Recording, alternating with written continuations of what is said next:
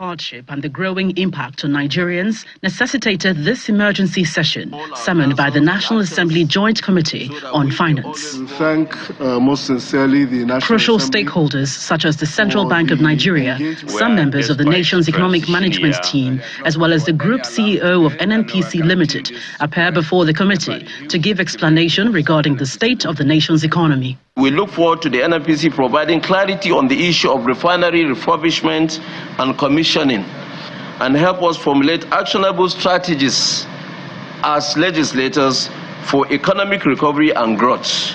To these mounting concerns, the nation's economic managers give assurances. We are confident at the Central Bank of Nigeria that those challenging times, we've gone through the worst of them, and we are, as a country, emerging stronger. We are quite certain, Mr. Chair, that the tough decisions that have been taken over the last 10 to 12 months are addressing some of these challenges that have been there with us for decades. A number of interventions have been approved by Mr. President. The very well-known ones were the energy transition in order to deepen CNG penetration.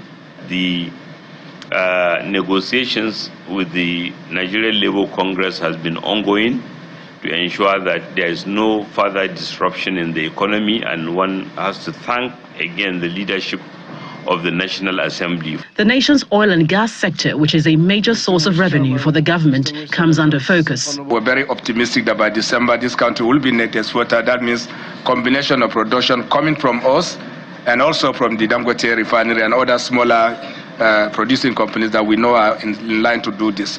Latest by early August, the Port Harcourt Refinery oil will start producing product, and of course the new one will get to December, and Wari will also be in production. I'm very optimistic. I don't have any confirmation this moment, so that nobody cuts me and say, "Oh, say this." We keep lying. So we're not lying to you, Mr. President. It's a technical process. With your best of intention, you can put dates on refinery startup, but it is when you get to startup that you see the real challenges, even for a new refinery. We have a clear plan to see how we can get, 2 million barrels and more. And I believe that we need the support of all members of the National Assembly. We need the support of all Nigerians, to be able to achieve that one. In response, the lawmakers lean on the side of optimism. This is the only time we can all come together as Nigerians to give His Excellency the President all the needed supports in order to get us out of the doldrum we have been. And you can see the indicators are showing that the economy is doing well. The emergency session continued behind closed doors with the expectation that the lawmakers would provide legislative assistance to ensure that the nation's economy makes the desired impact on Nigerians. Gloria Umezuki, Channels Television News. Yeah, let's take a look at some of those issues raised with our guest, Captain Chinedu Ogbena, who is the oil and gas maritime expert. He joins us from Lagos. Good morning. Thank you for joining us on the program today. Could you start by giving us your general impression of that report we just heard now? They say the economy is doing well and that the oil and gas industry, the refineries, they're going to kick in sooner rather than later. Yeah, good morning, Chamberlain.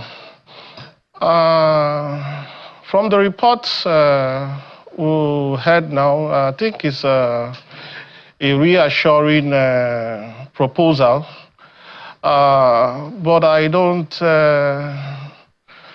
truly think those words can be matched fully on the ground with actions. The refinery will come up, but it's a painstaking process. And that is the truth about it. I can tell you that August, the refinery that can pick up, if it will be the Port Harcourt Refinery 1, which is about which has a production capacity of about 60 barrels per day. So 60 barrels per day from the Port Harcourt Refinery 1 does not change the dynamics of what we have as it is today. So that's my take. Okay, because I'm just wondering, because is it that you sound a bit unconvinced as some persons as well, and hesitant in all of these matters? What's going on? From your projections as well, because help us understand this. I mean, we've seen several narratives from the oil chiefs in the country about when the Port Harcourt refinery was going to begin production, and then you heard, well, actually, phase 1 mechanical completion, and then much later, September, you might get something more concrete. How should people interpret all of this? We should just be patient. The refinery is like, let me use a time bomb. Everything needs to be done meticulously to avert any problems at the long run. But rather than give dates that are not realistic, I would have thought they will be sincere and open up and tell the people a more realistic date when production of refined products can commence. You know, these refineries, the original refineries, the original people that built the refineries are not part of this rehabilitation work. This is not a turnaround. It's a full rehabilitation of all the refineries, and it's not a child's play. It's like you building a refinery afresh. So one will expect them to be sincere and tell the people that this... So talk to us then, because we've heard different arguments in terms of how long it takes to build a new refinery. And then secondly, too, so what then is the realistic thing which you are asking them to be realistic about? Yes, they should be realistic in telling the people the challenges they faced. This refinery, the first one was built, I think, in 1965. And some of those components there has never been changed since that refinery was built. And one will expect that if you want to do that level of rehabilitation, the engineering team coming from, say, let us use the Port Harcourt refinery, which is Technimont. Technimont was recommended by the original builders, would have gone there, did due diligence, and if they took out 2 years, for example, to do all the due diligence, check out what they are supposed to check, and now come out and tell Nigerians after the project planning stage and say, okay, this refinery will take us 3 years to build. This refinery will take us 2 years to rehabilitate. Then you would have been seeing a more sincere timeline. But they got into that place. Technimont actually came in. I can tell you that of all the 3 refineries, I think they were the ones that even did a little bit of a work pre-rehabilitation. They came in, but what they are seeing now, there is no documentation, no design documents, almost no design document that they can fall back on. So when they are even requesting for equipment, they have to do what they call reverse engineering. They will have to go there, take physical measurements of the components they want to do, and draw the design and send to the people that will fabricate or bring those equipment back. If they had already documents, a design document, detailing the specification of each component, it would have been easy to say, okay, component B in the distillation column, they take out that document with the component ID, and all the specification is there. They will send the design and the specification to the designers, and they will produce exactly the same. So what they are faced now is a huge tax that requires them to the people doing the rehabilitation to go take measurements, draw the design again, and before they start sending to the people. And these things are cutting into their time, and they are missing their schedules for completion on a day-to-day basis. And more so when it comes to equipment, there are no equipment that is locally manufactured here. I'm not talking about component now, equipment that will enable them. So if they come and see that there is a problem and they need so equipment to tackle that problem, they will have to. So let me try and understand, help us understand your point. Let me phrase this. Are you suggesting that persons who have been in this sector for decades cannot tell us when these refineries will begin production? On an ideal level, they can look at it and tell you it will begin production, say, in 5 months. But what they are facing in every sub-commissioning of a plant is that they come across a problem that requires them to go back and start refabricating.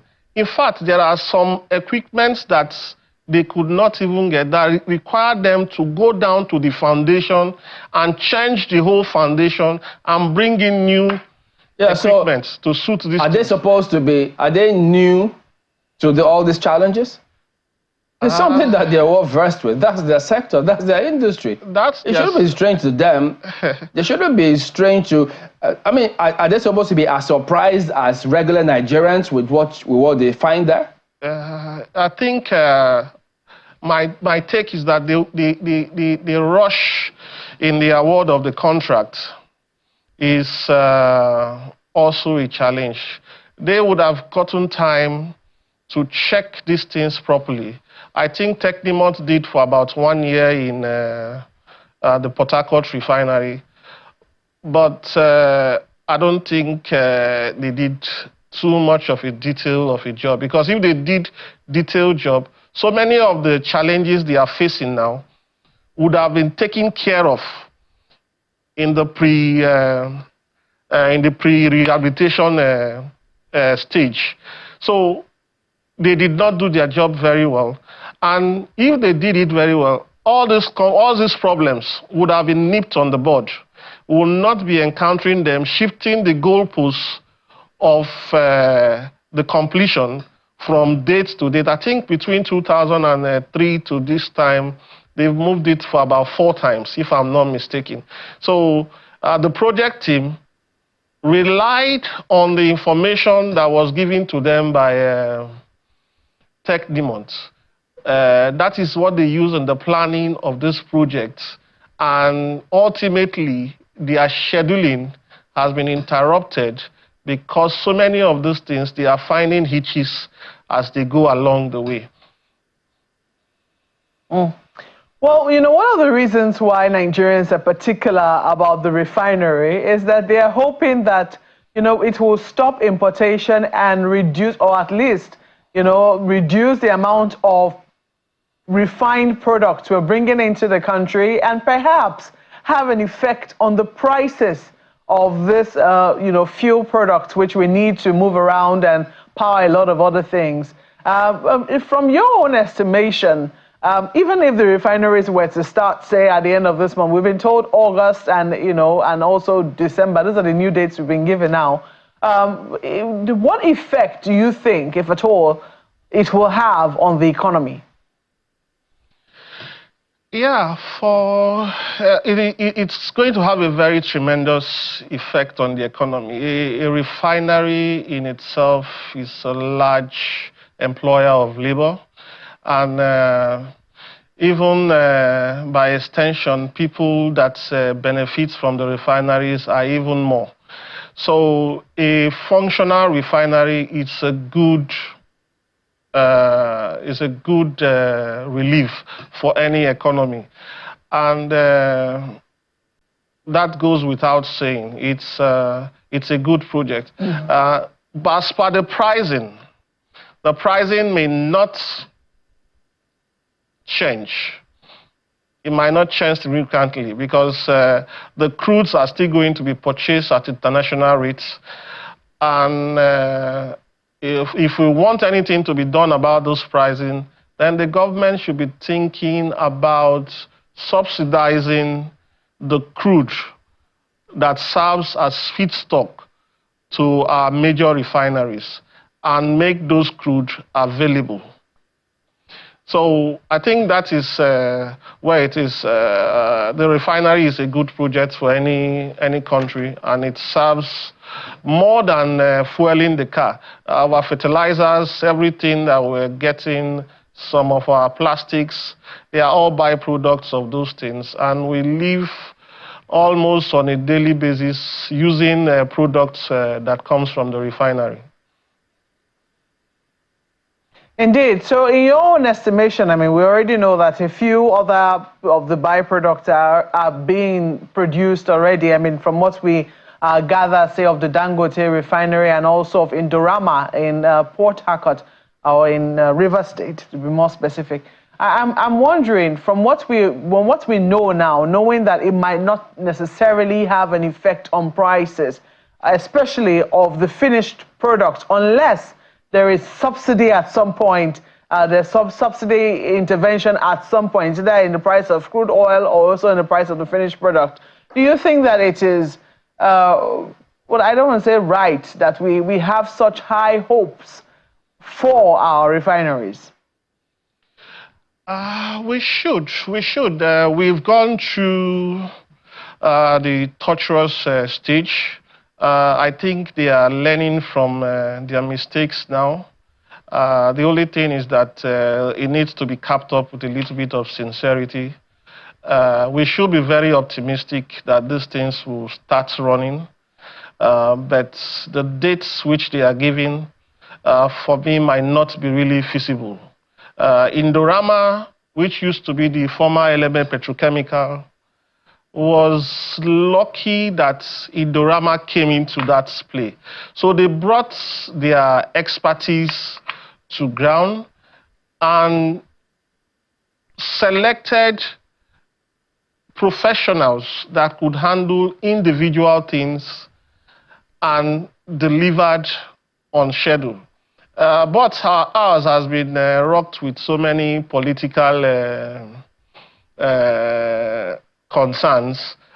Sometimes you find people getting contracts that are not really the people actually executing. So what they do is they sublet this job, and if they don't receive money from, say, the refinery, they say stop work, slow down work, and until they get money. So these things has been causing problems, and even the people getting the contracts now, they get those contracts, those people that has been sublet this contract to, they are not getting maximum return for what they do, and sometimes they pull out.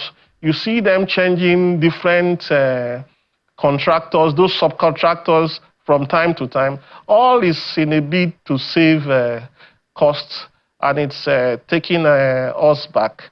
I think it's the time is close, and very soon things will come up better, but not on the timelines that they are giving to us now. Yeah, well, how much effect do you think that would have on what it is we're currently importing? I mean, you've spoken about the capacity of the refineries. I think you said 60 barrels per day. I thought you meant 60,000 barrels per day refining capacity. 60,000, yeah. Yes. Yeah, 60,000. So, I mean, what effect do you think it will have on our current import, the import stock that we have? Because we've been told that with the amount of subsidy we're currently putting into the system, although it has not been officially confirmed, but we know for a fact that the price of refined products all over the world is not exactly commensurate with what it is we're paying in Naira, given the fact that we've also floated the dollar. Looking at what we're currently consuming, I mean, the amount of millions of liters we're told we're consuming, we've been told is also as a result of what is being exported to other countries, that's our neighboring countries, via smuggling, through illegal channels, etc. What effect do you think that, the working of our refineries and the finished products into the economy will have on what it is that we currently import? If all the refineries are working and the Dangote refinery is also in full swing, it will reduce our import dependency and help for availability. But that being said, even the local marketers that are doing this business, they've not been given the right atmosphere to do their business, making this product available. Could you imagine that,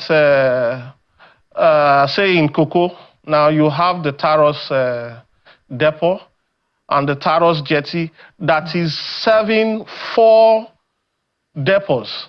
That jetty and the other 4 depots have been shut down since January. So those depots are not adding any resources to our available stock in the market, and it's causing, sometimes you find scarcities coming up here and there. These depots were serving a lot of people. 150 million capacity combined has been taken out from the market, and you find that scarcity coming from time to time. And when there is scarcity, the stations, the filling stations increase their price one way or the other until they find supply is coming in.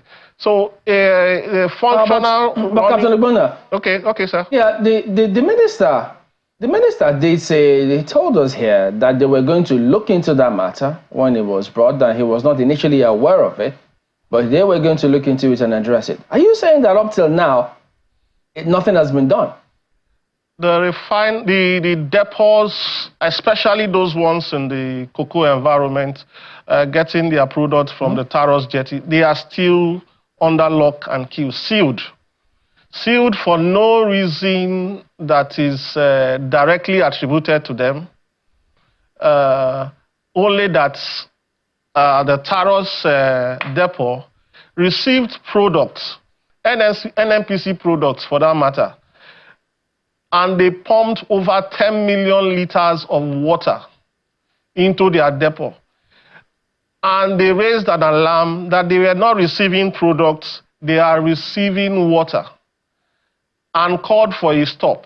And because they called for a stop till today, that depot has been shut, their jetty shut down, and nothing is happening in that axis again. 4 depots shut down. And this is a depot that signed only a storage agreement with NNPC. The vessel that brought the product is there. NNPC, that is the owners of the product, is there.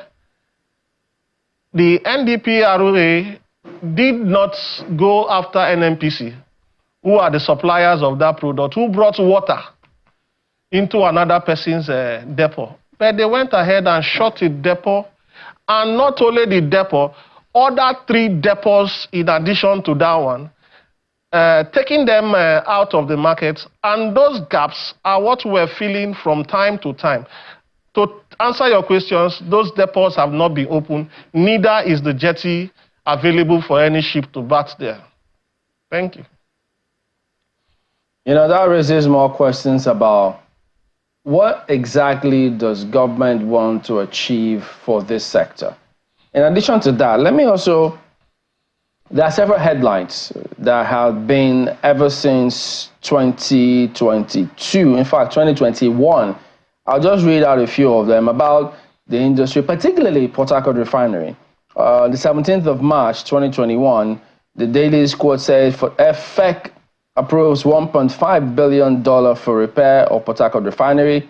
And then in September 15, 2022, Port Harcourt Refinery will begin operation in December 2022. That was ascribed to the Minister of State for Petroleum. January 2023, Port Harcourt Refinery to start operations Q1 2023, again ascribed to the Minister of State for Petroleum.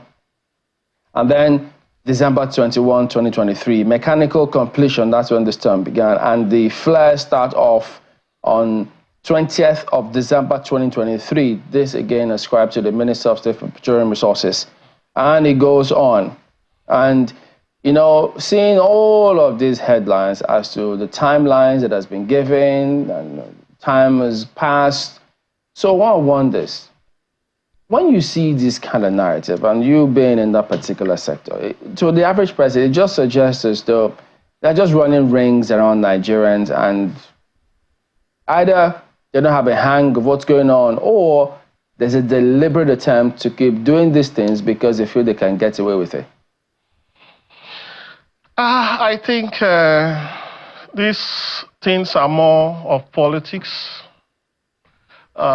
People trying to make gains here and there. If the executive, when I mean executive, I mean the federal government, could put down their foot and take out themselves from anything that concerns their families and friends getting contracts, and ensure that people that understands this business are involved in this business on a first-hand basis. Not that somebody will get the contract, sublet to another person, the other person sublet to another person, and before it gets to them, it has been watered down to the level that these people cannot even pay their staff or do anything, will not achieve anything. And to put this thing, since say for about 13 years now, we've spent, according to this business day, over 11.3 trillion on this refinery. So it's not a child's play. The money is humongous, and we'll keep doing that. So as long as we allow nepotism to be the order of the day, give contracts to who is qualified.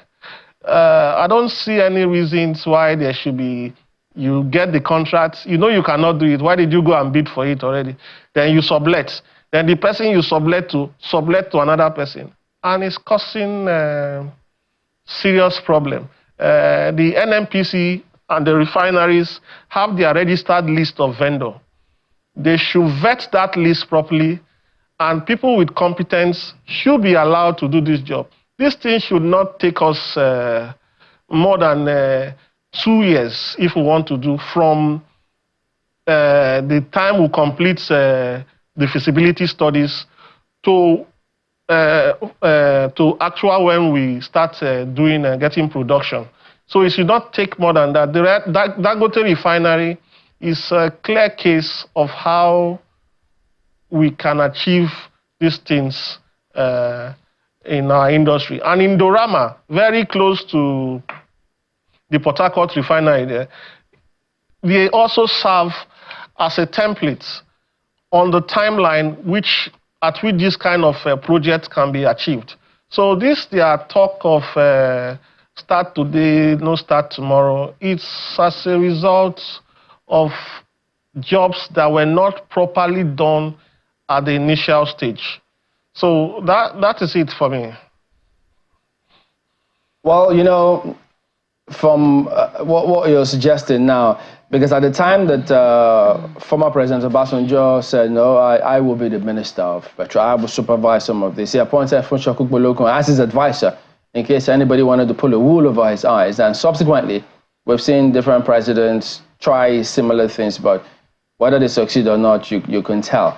So, and then you now suggesting that they just use it as their cash cow, meaning that they being the Minister of Petroleum with Ministers of State, for this time we have gas and then we still have petroleum. So the buck stops at their table. In other words, look, if we continue the way they are, we just will not make any headway from all of this. Does it make any sense then? Or maybe let's get your impression of this argument that's been going back and forth about crude supply, either to the modular refinery operators in the country or to Dangote Refinery himself. What do you think of that? Yeah, Chamberlain, the crude supply, I sympathize with Dangote, but they were effective in the building of the refineries, but the project team, I think, did not take into account the supply of crude oil. Crude oil is not something you go to the market today and you pay your money and you get delivery. It's a planned supply. So as at the time they were building, they would have known that in 6 months to 1 year, we would have completed our refinery. And 2 months or a month before you complete, you are supposed to have gotten your feedstock to start up that refinery, to do the testing, the pre-commissioning testing. And after that time, you are supposed to have planned well ahead, say 1 year, of all the stocks you'll be getting. You would have known from your receipts, when your supplies are supposed to be coming. That in January of, say we're in 2024 now, in August of 2024, we're supposed to be having so quantity coming from this source. Not that you wake up and you call one of these IOC, I want to buy petroleum, I want to buy crude oil, and they tell you there is no stock, and if you want to do that, you should put some margin, and you are crying foul. It doesn't work like that. Those IOC... All right, those IOC... Pardon me, we're winding down now. Okay, sir. So have you seen any difference with either the president saying, I will be the substantive minister of petroleum, or appointing a substantive minister? Have you seen any difference whatsoever so far, or even over time? There is none. In fact, the president being the minister for petroleum makes it easy for these guys to even run the rings around him.